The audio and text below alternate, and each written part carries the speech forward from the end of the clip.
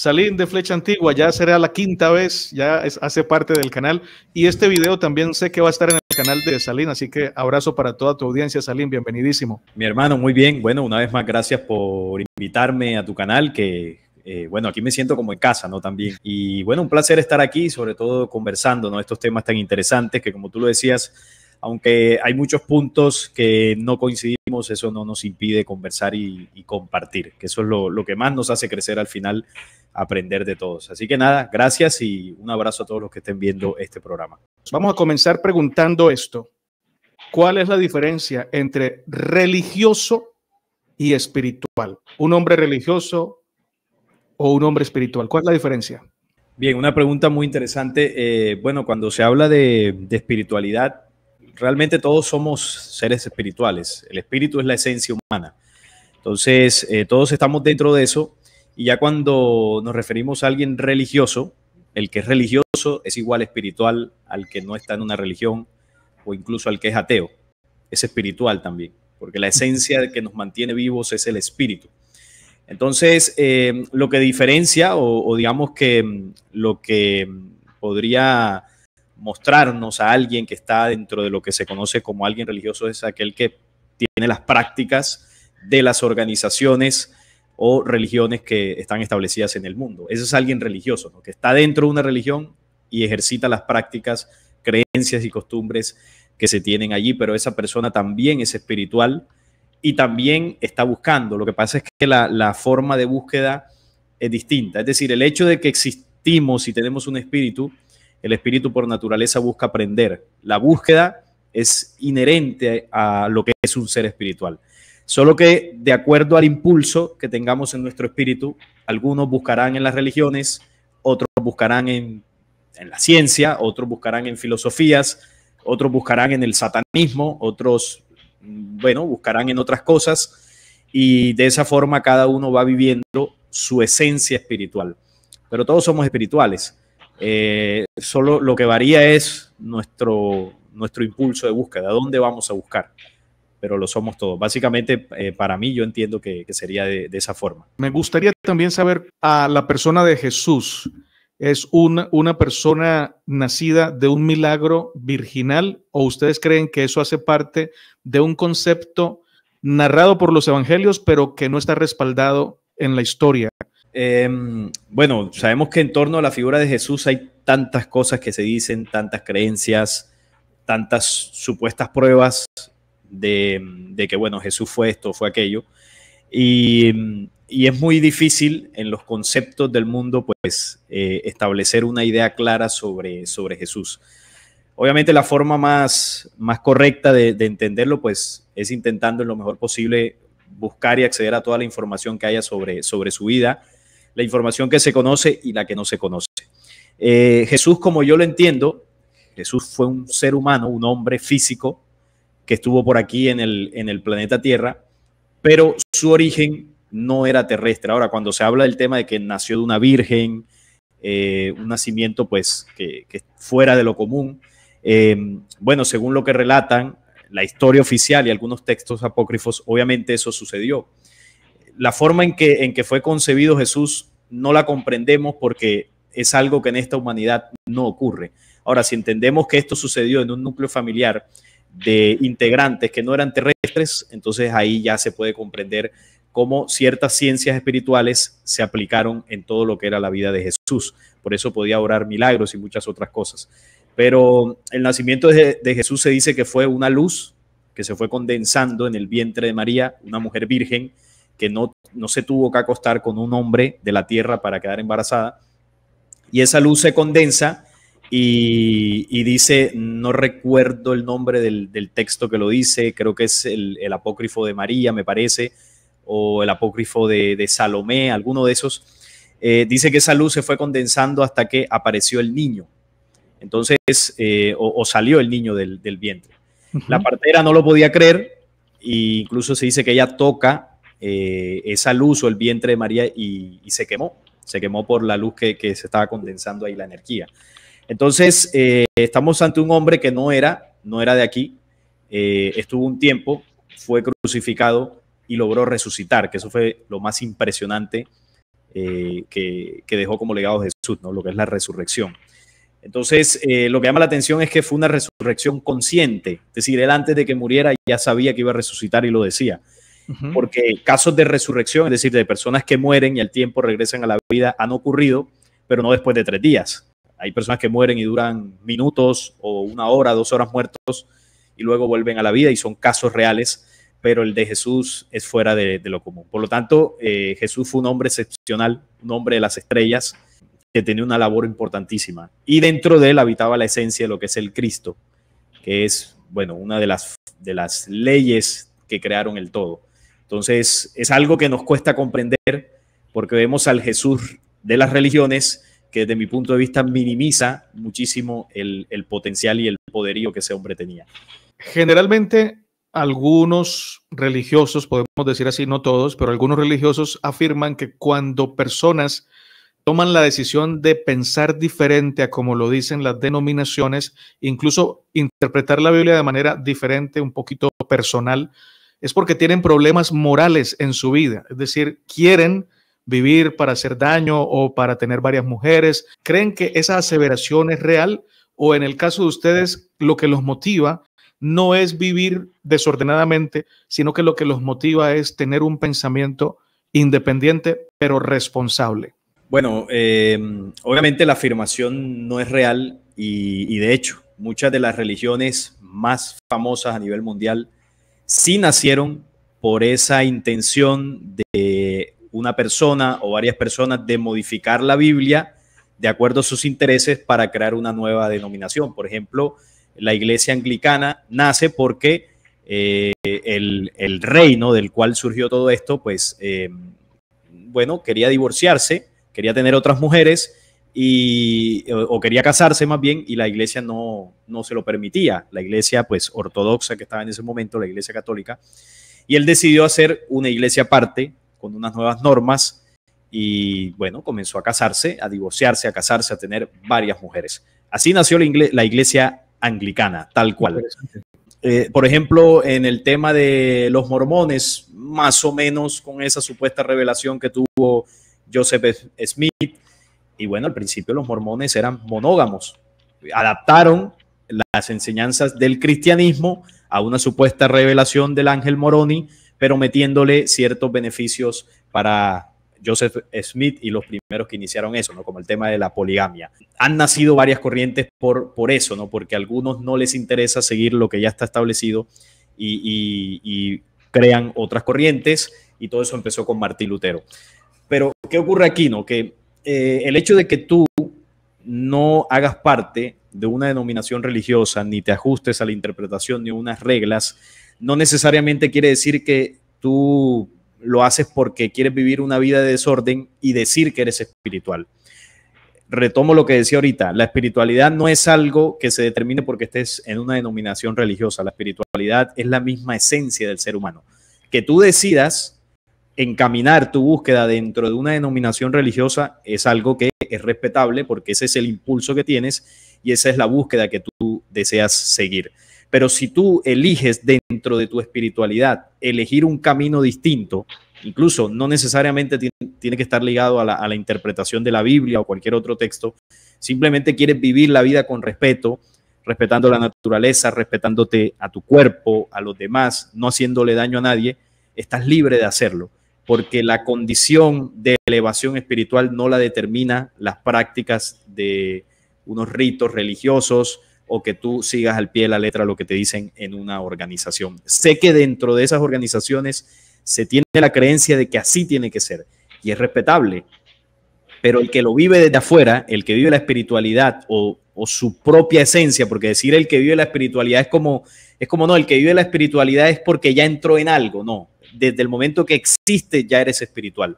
Si tú deseas vivir tu vida ajustado a otras condiciones que no tengan que ver con organizaciones, estructuras, eres completamente libre de hacerlo. Ahora, hay unos principios, yo no le llamaría principios morales, porque cuando se le habla principios morales podría entrar en debate.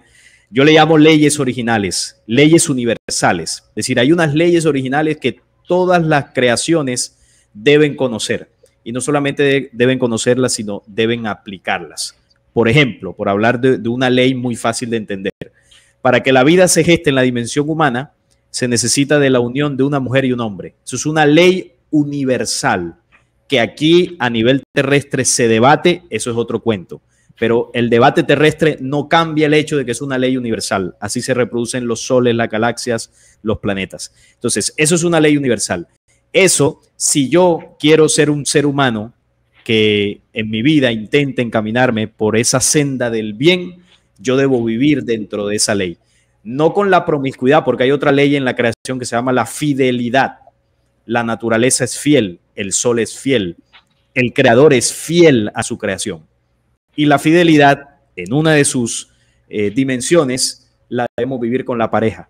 Entonces, la fidelidad dentro de las relaciones de pareja es una ley universal, porque si se violenta esa ley, entonces la procreación de la unión de él y ella se tergiversa, porque ya entran otras energías y otras cuestiones allí.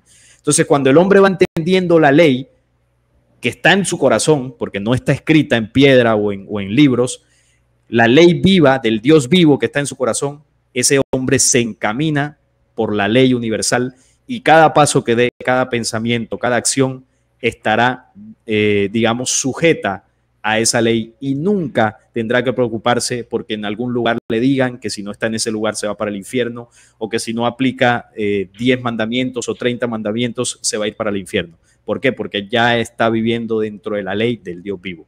Y es un camino pues que cada persona determina cómo hacer. Así que, obviamente, si me preguntas a mí, esa afirmación no tiene ningún sentido, pero respeto a aquellos que consideren que es así. Así es. O sea, las denominaciones no tienen el monopolio de la moralidad. Excelente. No. Muchas gracias, Salim. Voy a hacerles una pregunta difícil. Por favor, sean lo más honestos posible. No importa que eso de pronto haga que caiga sobre mí lo que ustedes piensan. ¿Qué piensan ustedes de una persona que ya ha escuchado los argumentos que ustedes presentan para afirmar que Jehová es Satanás, pero todavía sigue creyendo que Jehová es el Dios verdadero? Ese es mi caso. ¿Qué piensan de una persona que ya comprendiendo lo que ustedes dicen, aún así sigue creyendo que Jehová es el Dios verdadero? ¿Cómo lo etiquetan? ¿Qué piensan de la persona? ¿Le falta luz? ¿Le falta revelación? ¿Qué piensan? Bueno, siéndote honesto, al principio sí digamos que me da un poco de como conflicto de pensar, bueno, ¿por qué la gente no entiende? Eso cuando pues al principio yo estaba en mi proceso de investigación. Y sí pensaba que pronto a esas personas les faltaba como entendimiento, como que estaban un poco cegados, normal. Pero ya con el tiempo me fui dando cuenta de que no necesariamente es solamente por eso, o no es que las personas que crean que Jehová es Dios tengan algún defecto o que las personas que sean ateos tengan algún defecto. Es que todo parte por varios aspectos y uno de ellos es la razón. Nosotros pensamos por la forma en que fuimos criados, donde crecimos y el país donde nacimos y todo esto. Tú me comentabas de que tú creciste en una familia adventista. Entonces las probabilidades de que tú fueses adventista eran muy altas. Yo nací con unos padres católicos que iban los domingos a misa y bueno, yo nunca fui católico. En mi caso, pues no me gustó. En el caso de Natanael, sí le gustó cuando lo llevaban a los adventistas. Bueno, quizás porque la religión católica es un poco más aburrido, el ritual. Quizás si yo hubiese crecido en un seno evangélico, hasta hubiese sido evangélico, porque yo sí estudié muchos años en un colegio evangélico y el tema del cántico, la prédica, es decir, se mueven más pasiones y es más entretenido. Es más entretenida la doctrina evangélica que la católica desde mi punto de vista. Entonces, primero pasa por eso, ¿no? De que tenemos un fuerte arraigo cultural por nuestro crecimiento. Luego entra lo que vamos aprendiendo cuando crecemos, lo que vamos investigando, y eso va a determinar cómo interpretamos los conocimientos con los que al futuro nos vamos a encontrar. Si toda mi vida he sido religioso, pues va a ser muy complicado para mí entender algo que vaya en contra de la religión. Como si toda mi vida nunca he estado en la religión, va a ser muy complicado que de grande alguien me logre convencer para que yo integre una religión. Eso es normal. Y además de eso, hay otro aspecto que tiene mucho que ver, yo diría que es más fuerte, y es el impulso espiritual, lo que hablaba ahorita, el tema de la búsqueda.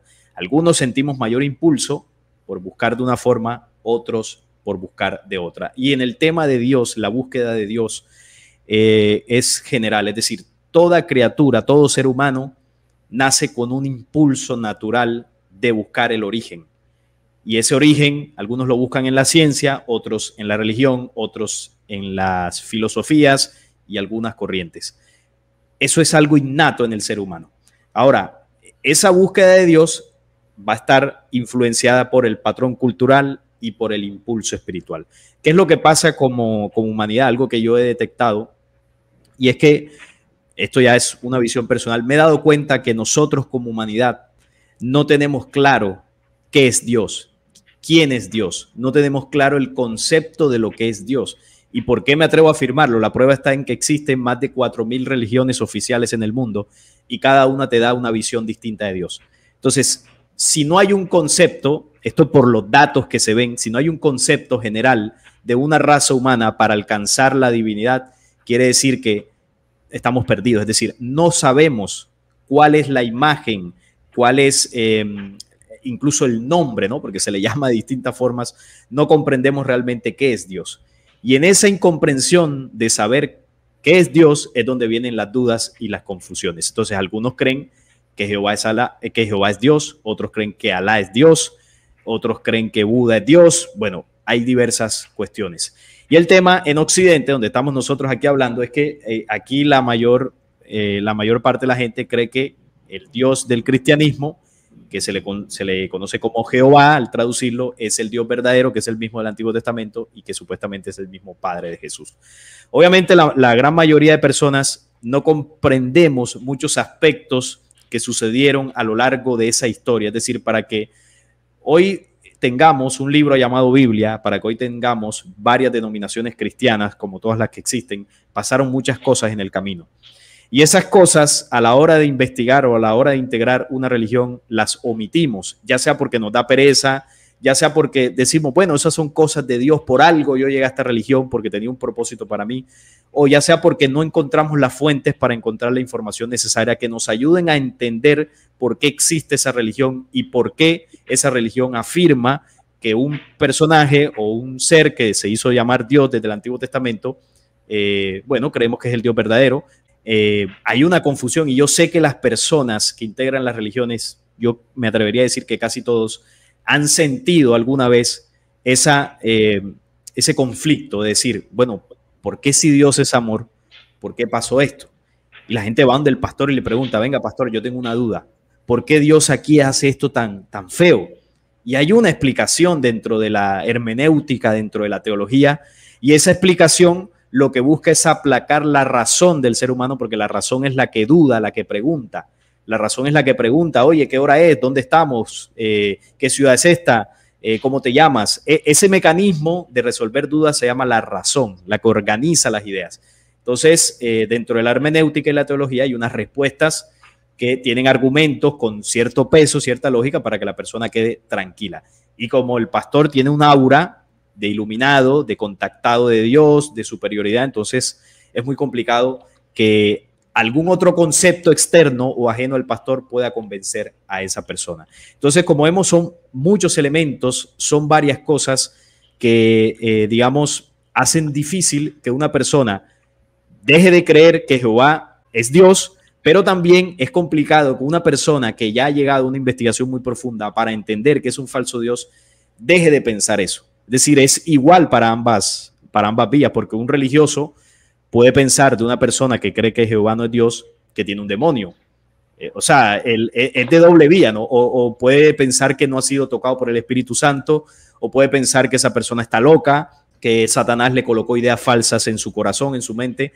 Entonces, como vemos, aquí es un debate razonativo, un debate moral, un debate con humanidad, que desafortunadamente no nos deja llevar a un concepto. Ahora, ¿cuál sería la realidad de todo esto? Porque al final esto se va a saber. Las religiones no han existido durante toda la historia de la humanidad. Comenzaron en un punto y hasta hoy en día las tenemos. Pero la espiritualidad es la esencia del ser humano que siempre ha existido. Lo que nosotros percibimos como Dios es la esencia que le dio existencia a todo el universo y a toda la creación. Siempre ha existido.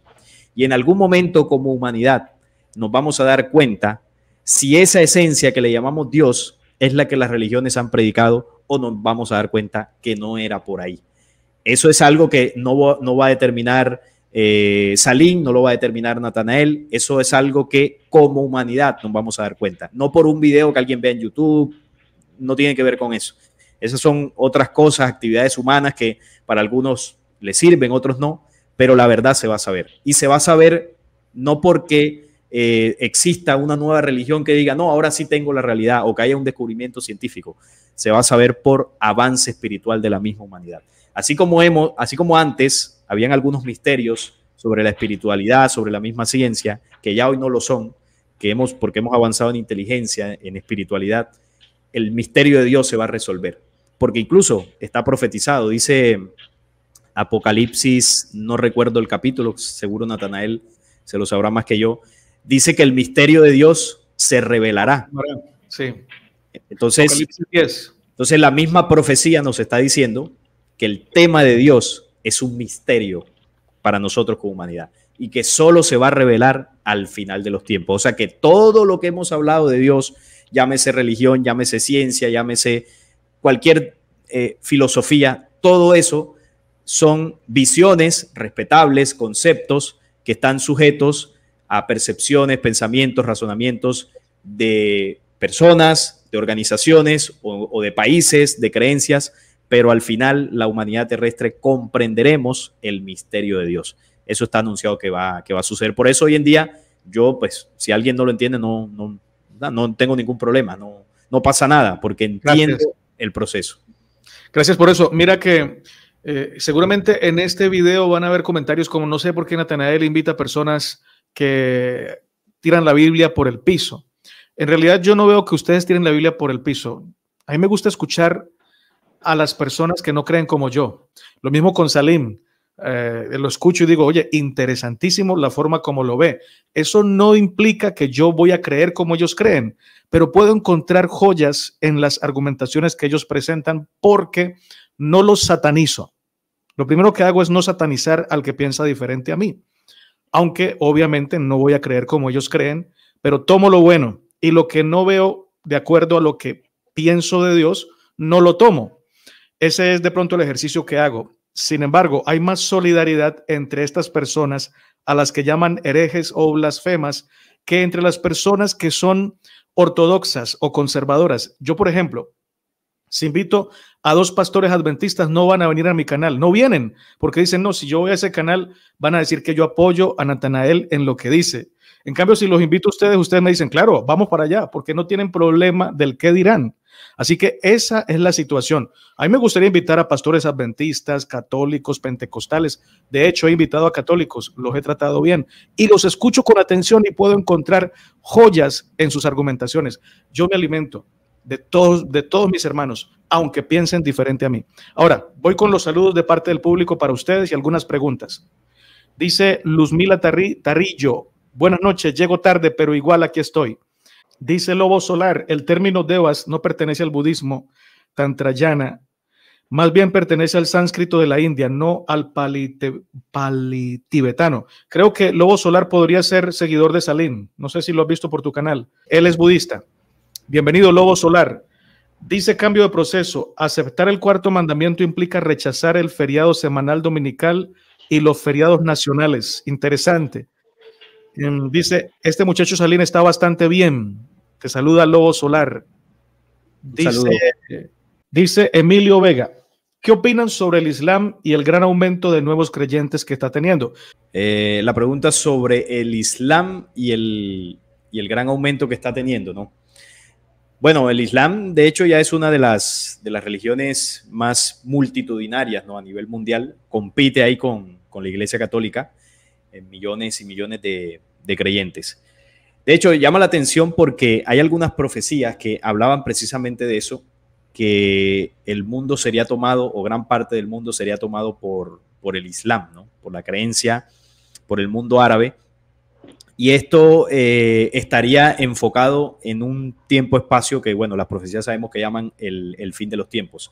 También esto va ligado a algo que dejó en una carta, si no estoy mal, se llamaba Albert Pike, él fue un masón de grado 33, donde él dejaba una proyección, porque no se puede llamar en este caso profecía, una proyección del tema de los 3 conflictos bélicos mundiales, los 2 del siglo pasado, y un tercero que estaría por llegar. Y él hablaba dentro de esta carta de que el tercer conflicto bélico mundial se llevaría a cabo en el momento en que el Islam estuviese ganando una fuerza importante en el mundo, donde un conflicto, ¿no?, se generaría en la zona donde el Islam es más fuerte, que es allá en Oriente, y esto sería en parte el comienzo de ese tercer enfrentamiento global. Entonces, me llama la atención porque lo anuncian profecías, y también en esta proyección que dejó un masón sobre cómo se desenvolvería o cómo iniciaría el tercer conflicto bélico, pues parece que está surgiendo, no parece que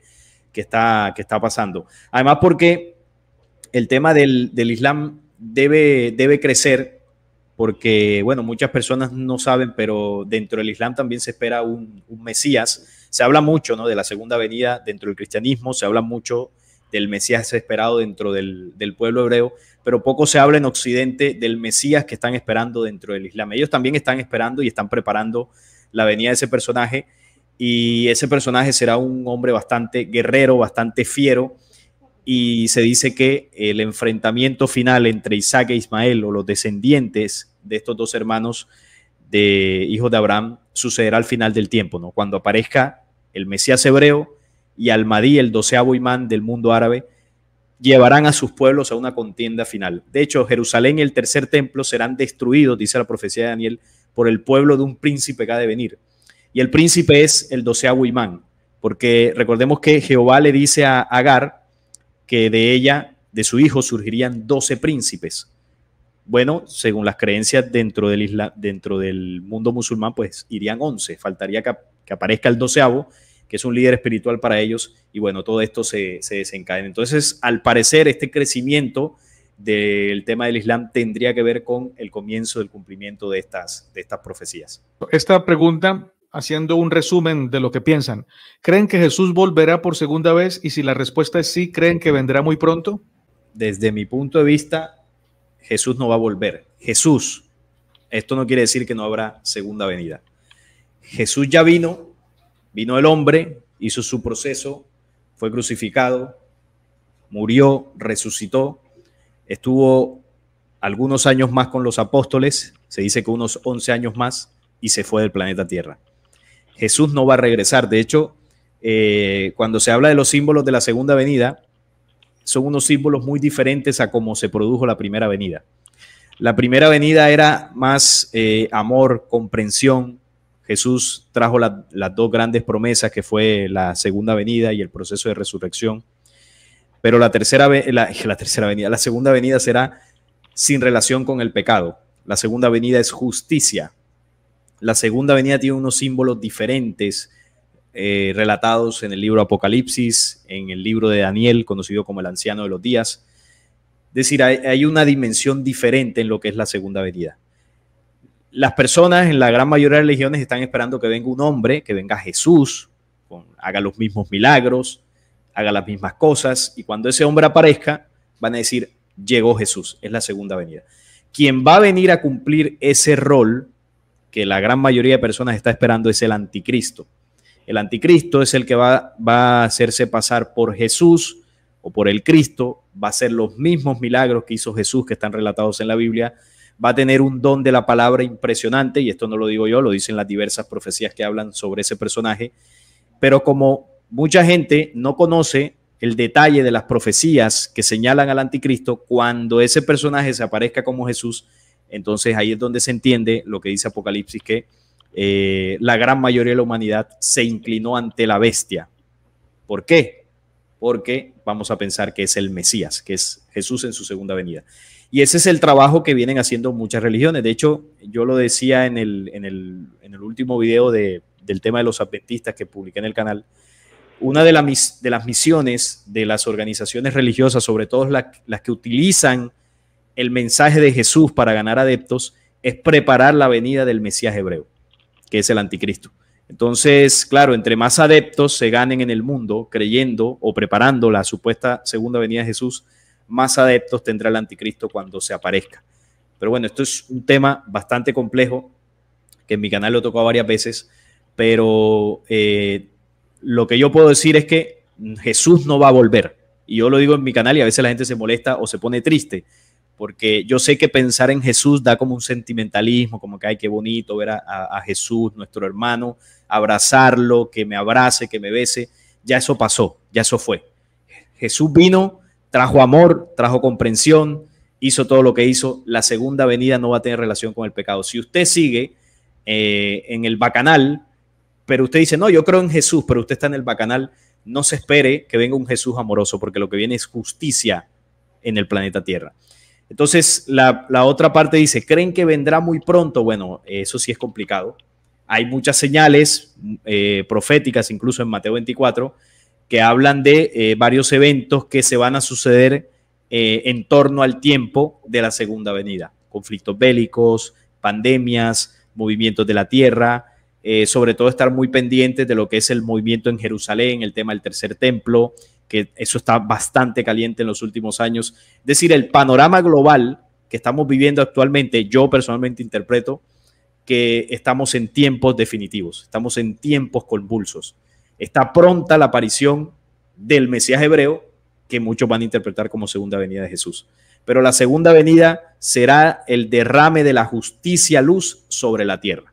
Ahora, hay una profecía de los 9 tiempos que no es bíblica, se llama profecía de los 9 tiempos, que habla de un personaje que va a venir, pero hacia el futuro. No, pues no se comprende realmente en qué tiempo. Habla que en el 9º tiempo, ya cuando la tierra se haya renovado, ¿no? En ese tiempo que habla Apocalipsis, un nuevo cielo y una nueva tierra, se habla de que la humanidad se preparará para recibir al gran avatar de todos los tiempos, al que su llegada o su venida fue anunciada, y el único que anunció un regreso o de manera más contundente fue Jesús, porque en otras religiones también se habla de que están esperando otros mesías. Pero desde mi punto de vista no será Jesús. Eso sí, pero sí habrá segunda venida, pero no como creemos que va a suceder. Quiero leer estos pensamientos y luego hacer las últimas preguntas. Dice Cristian Vadillo, la Biblia es un recorrido a través de la historia del pueblo hebreo y su evolución en su comprensión de lo divino hasta llegar al Nuevo Testamento y la iglesia cristiana. Me parece una muy buena síntesis. Gracias, hermano Cristian, si todavía estás. Buenísimo. Dice Claudia Mulato, buenas noches, mis hermanos. Creerse que se tiene la verdad absoluta solo conlleva a menospreciar a otros que no piensan igual. Qué buena reflexión, mi hermana.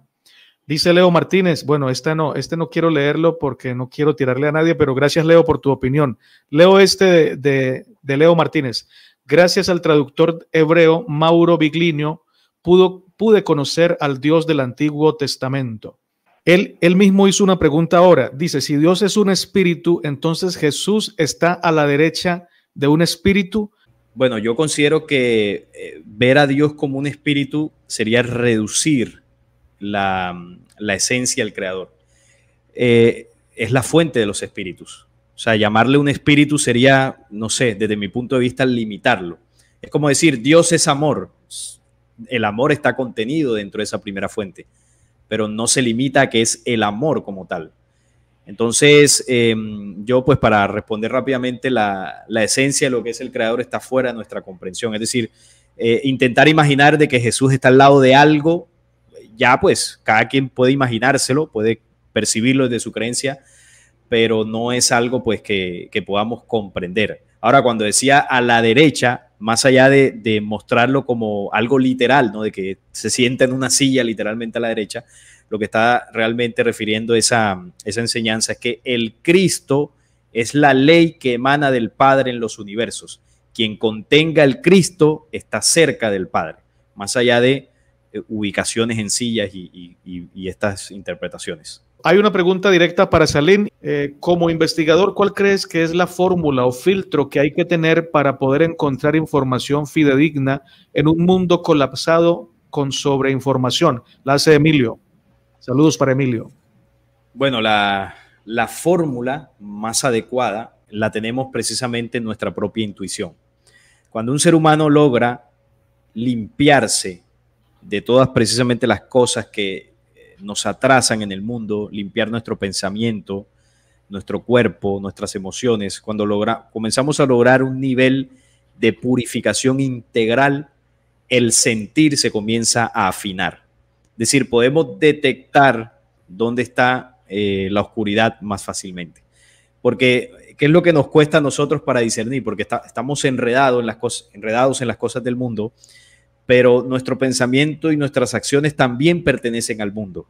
Entonces, claro, es complicado poder discernir la luz, porque hay mucha manipulación en los textos, en las historias, hay demasiada manipulación. Pero cuando el hombre logra comenzar a conectarse a la luz que tiene por dentro, esa misma luz lo va a guiar más fácilmente. Aunque no entiendan, porque es que se piensa que estudiar un texto, entonces yo tengo que entenderlo al 100% lo que dice y ya con eso estoy iluminado. No, eso es intelecto. El intelecto está bien, nos ayuda a comprender muchas cosas, pero básicamente el objetivo de la búsqueda de poder encontrar los conocimientos que fueron legados a la humanidad y que pertenecen a la ley original, el objetivo de esto es que seamos mejores seres humanos. Y yo lo he dicho muchas veces en el canal, no importa si usted es ateo, no importa si usted cree que Jehová es Dios, no importa si usted cree que Alá es Dios, si ese camino a usted lo lleva a ser mejor ser humano, usted está por el camino correcto, así sea que esté metido en el Islam, no importa. O si usted está metido en una filosofía o si usted no cree en nada, pero usted es un ser humano integral, usted está por el buen camino. Ahí no se necesita libros, no se necesita una fórmula como tal para entender la manipulación. La creación se trata, o el plan de la creación trata de que el humano terrestre, que está hundido en los vicios del mundo, logre volver a la vida, porque ahora mismo estamos muertos para la creación. Jesús lo enseñaba, deja que los muertos entierren a sus muertos. Le llamó muertos al igual que el que estaba metido en el cajón. Entonces nosotros respiramos, tenemos funciones biológicas, pero estamos muertos espiritualmente a la creación. Entonces, ¿qué es lo que busca la creación con todo lo que nos ha entregado? Conocimientos, mensajeros, envió al Cristo. Lo que busca es que el ser humano terrestre resucite porque estamos muertos a la creación. Y la resurrección no depende necesariamente de que yo entienda la Biblia o que yo entienda textos o que me sepa las fórmulas matemáticas. Ese intelecto te puede ayudar para comprender muchas cosas, pero la esencia de la búsqueda es llegar al bien. El bien, la dimensión donde el ser humano logre sujetarse a la ley original y vivirla. Eso era lo que el Cristo decía, ¿no? El que crea en mí, aunque esté muerto, vivirá. Y la creencia que él decía no era creencia religiosa, era creer en el potencial crístico que el hombre tiene por dentro. Por eso él decía, cosas como estas vosotros podéis hacer. Es decir, él se estaba equiparando con nosotros, pero cuando el hombre alcance un nivel distinto. Entonces, pienso que la fórmula más efectiva es esa. Limpiarnos por dentro, buscar el camino del bien. Y cuando ya comencemos ese proceso de limpieza, cuando estemos frente a una información que intente engañarnos y manipularnos, la vamos a discernir con más facilidad. Téngalo por seguro. Muchas gracias, Salim. Dice Publiguate, considero que este grupo son antife. Muy bien, gracias por expresarlo con respeto, porque no lo afirma, sino dice yo lo considero, tiene todo el derecho de expresar su punto de vista. Dice Fanny Hefty, muy interesante la manera en que presentan sus posiciones, muy rica la enseñanza y nos pone a pensar y a tener pensamiento crítico. Excelente perspectiva, Fanny, te felicito, porque lo que tú estás escuchando no es la última palabra, sencillamente son apreciaciones, opiniones, investigaciones y tú tienes que escuchar y decir esto sí y esto no. Te felicito por eso. Dice Fanny Hefty, a mí me gustaría aprender a separar lo que realmente es de Dios en la Biblia y lo que no es. Excelente. Excelente deseo. Reyes Miliano dice, gloria a Dios, te mando un abrazo. Si aceptamos cualquier filosofía como buena, dice José Bustos, tomando en cuenta que todas son diferentes, ¿cómo podemos saber cuál impone los parámetros perfectos para ser mejores seres humanos? Bueno, hay algo que Jesús enseñó y me parece una de las enseñanzas más bonitas que tiene, que no está en la Biblia, sino que está en un libro conocido como el Evangelio de la Paz, de los Esenios. Y él enseña ahí sobre la ley original. La ley original él la muestra en la naturaleza, en la misma creación del Padre. Y él dice, si levantas una piedra, ahí se manifiesta, en donde quiera que haya vida, ahí está escrita la ley. Entonces, ¿cómo nosotros podemos discernir las enseñanzas, las buenas enseñanzas dentro de cualquier filosofía? Tenemos que compararlas con la creación. Si esa filosofía o dentro de esa filosofía hay enseñanzas de amor, de respeto, de creación, de pureza, aunque esté en medio de otras enseñanzas que de pronto no lleven esos principios, yo puedo sustraer de ahí esa parte. Porque el conocimiento de la verdad fue fragmentado desde hace muchísimo tiempo, y ese conocimiento que fue fragmentado, cada religión, cada filosofía, cada organización tomó una parte del conocimiento de la verdad como suyo y lo enseñó mezclado con otras cosas para atraer a los seres humanos. Por ejemplo, el conocimiento de la reencarnación, que es una ley espiritual, fue tomado por corrientes orientales. El conocimiento de Jesús, que es una gran verdad que vino al planeta Tierra, fue tomado por las religiones. El conocimiento de ciertas leyes naturales fue tomado por la ciencia y se mezcló con el ateísmo y otras cosas, y así se fue fragmentando el conocimiento. Entonces, la forma de sustraer la porción de la verdad que tiene cada corriente, cada filosofía, es conociendo la creación. Si yo conozco la creación y entiendo, y por conocer la creación me refiero también a conocernos a nosotros mismos, entiendo que hay unas leyes que la rigen y que esas leyes lo que buscan es expandir, multiplicar y proteger la vida. Yo tengo que buscar esas leyes dentro de esas filosofías, tomarlas y vivirlas. Por eso decía ahorita, no importa dónde esté, si lo que estoy aprendiendo me hace un mejor ser humano y me conecta a la vida, entonces estoy por buen camino. Así sea que no comprenda, digamos, todo el conocimiento, todas las informaciones con las que me encuentre.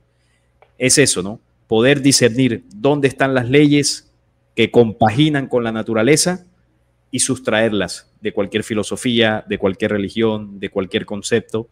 Y al final, quien se termina beneficiando de eso es el mismo hombre, ¿no? el mismo ser humano. Pregunta, ¿son agnósticos? No, definitivamente no somos agnósticos. Las respuestas muestran que no lo somos. Dice José Bustos, gracias por su respuesta. Dios los bendiga a los tres. Gracias a ti por preguntar con tanto respeto y cariño. Los invito a ir al canal de Salim, Flecha Antigua, lo buscan así y lo encuentran de inmediato. Si se pueden suscribir, suscríbanse si no están suscritos. No, mi hermano, gracias a ti siempre por la invitación. Ha sido una charla muy, muy amena, compartiendo visiones, puntos de vista sobre temas interesantes, ¿no? Estos son los temas que siempre es bueno hablarlos, compartir, porque eso hace parte de la búsqueda, de entender nuestra propia espiritualidad, de entender muchas de las cosas que hoy consideramos misterios, y cuando se hacen con respeto, siempre ganamos todo. Eso es lo importante. Así que gracias una vez más y un saludo a todos los que estuvieron ahí conectados. Gracias a ti, Salim. Un abrazo para todos. Gracias por escuchar con tanto amor.